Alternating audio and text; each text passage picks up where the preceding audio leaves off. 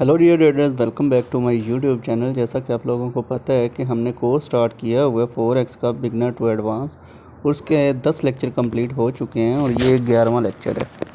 तो इसमें मैं आपको बताऊंगा कि कैंडल स्टिक पैटर्न क्या होते हैं। सिंगल कैंडल स्टिक पैटर्न के बारे में आज हम बात करेंगे।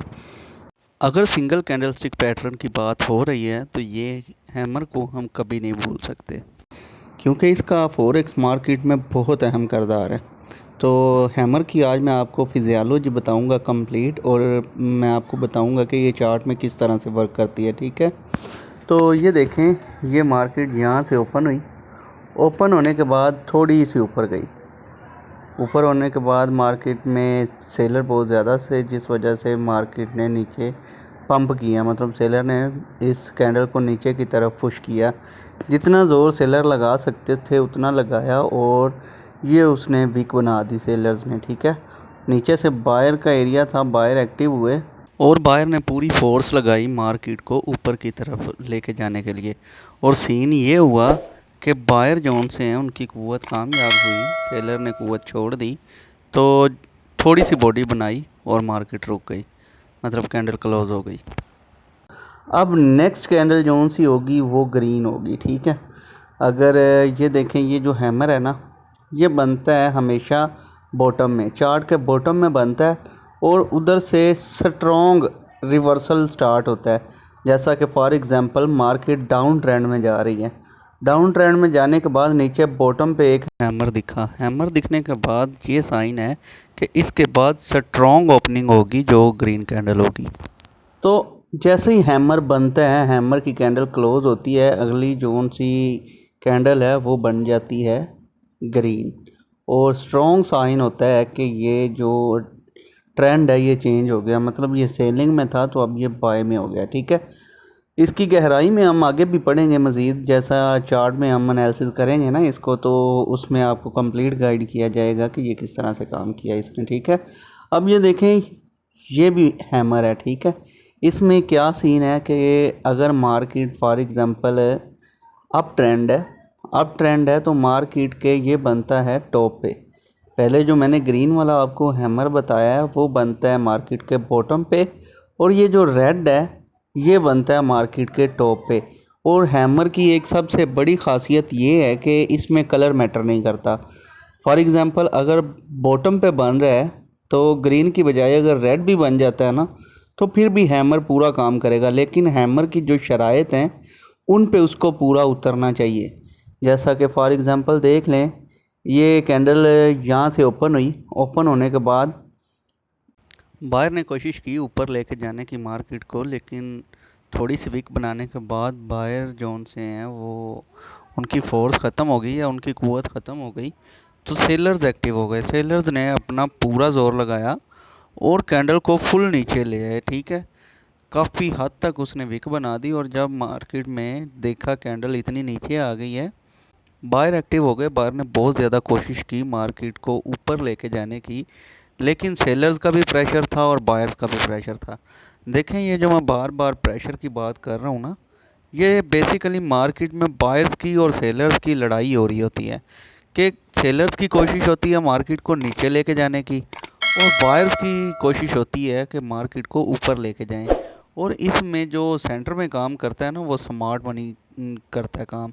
स्मार्ट मनी क्या है? मुख्तलिफ मुल्कों के जो बैंक हैं वो अपना पैसा इन्वॉल्व करते हैं और अपना प्रॉफिट लेके साइड पे हो जाते हैं। तो इस सूरत हाल में बहुत ज़्यादा लॉस होते हैं लोगों के। लेकिन जो समझदार ट्रेडर हैं वो अपनी हर ट्रेड बड़ी सोच समझ के लेते हैं, और जिस डायरेक्शन में स्मार्ट मनी होने लगती है वो भी अपना पैसा उसी डायरेक्शन में लगाते हैं, और उस सूरत में वो अच्छा खासा अमाउंट जोन सी है प्रॉफिट में ले लेते हैं। ठीक है, फाइनल रिज़ल्ट क्या हुआ कि बायर हार गए और सेलर्स जोन से हैं उन्होंने अपना होल्ड ले लिया। ठीक है, ये जो रेड में क्लोज होगी है ना कैंडल, यहाँ पे शो होता है कि जो सेलर्स हैं उन्होंने अब होल्ड ले लिया है।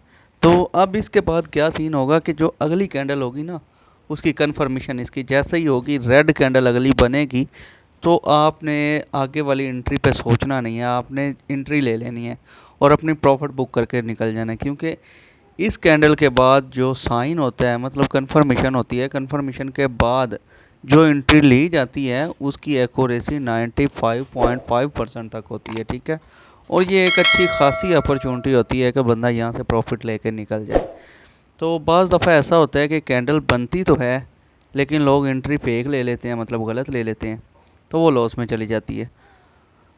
और इस कैंडल का भी मतलब यही है कि ये रिवर्सल साइन है, मतलब कि ये बिल्कुल मार्केट के टॉप पे बनेगा।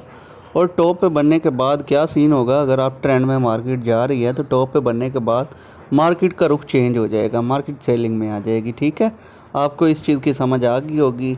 तो अब मैं आपको चार्ट में बताता हूँ। ये देखें, ये जो मैंने सेलिंग का चार्ट ओपन किया हुआ है, मतलब इसमें बेरिश ट्रेंड है।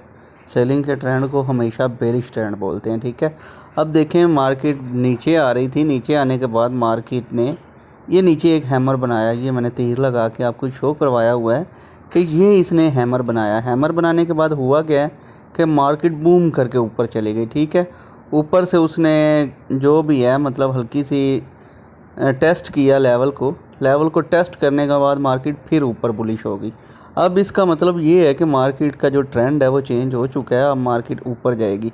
देखिए, मार्केट कभी बिल्कुल सीधी ऊपर नहीं जाती, मार्केट जिग जैग करते हुए ऊपर जाती है। ठीक है, ये एक पीछे कैंडल खड़ी हुई है, ये देख लें, इसको मैं आपको दिखा देता हूँ। ये हैमर नहीं है, ठीक है, इसके बारे में भी मैं आपको आगे बताऊँगा कि ये कौन सी कैंडल है, क्योंकि जो हैमर है वो मैंने आपको बता दिया है। देखें, ये मार्केट के बिल्कुल बॉटम में बनी है और यहाँ से मार्केट की डायरेक्शन भी चेंज हो गई है। मेरा ख्याल है कि आपको हैमर की अच्छे से समझ आ गई होगी कि हैमर कैंडल किस तरह से काम करती है। अगर अप साइड पे काम करती है तो वहाँ से भी डायरेक्शन चेंज हो जाती है, और अगर नीचे से काम करती है, नीचे बनती है, तो नीचे से भी डायरेक्शन इसकी चेंज हो जाती है। मतलब जिस जगह पे भी आपको हैमर दिखेगा उस जगह से कंफर्म है कि ट्रेंड चेंज होने लगा है। ठीक है, और दूसरी बात कि ये जो हैमर है ये टॉप एंड बॉटम पे काम करती है। दरमियान वाले हिस्से में जैसे मर्ज़ी कैंडल बनती रहें, हैमर बनती रहें, वो वैलिड नहीं है। वैलिड ये उसी सूरत में है जब ये सपोर्ट या रेजिस्टेंस पे काम करेगी, मतलब बिल्कुल बॉटम पे काम करेगी या बिल्कुल टॉप पे काम करेगी।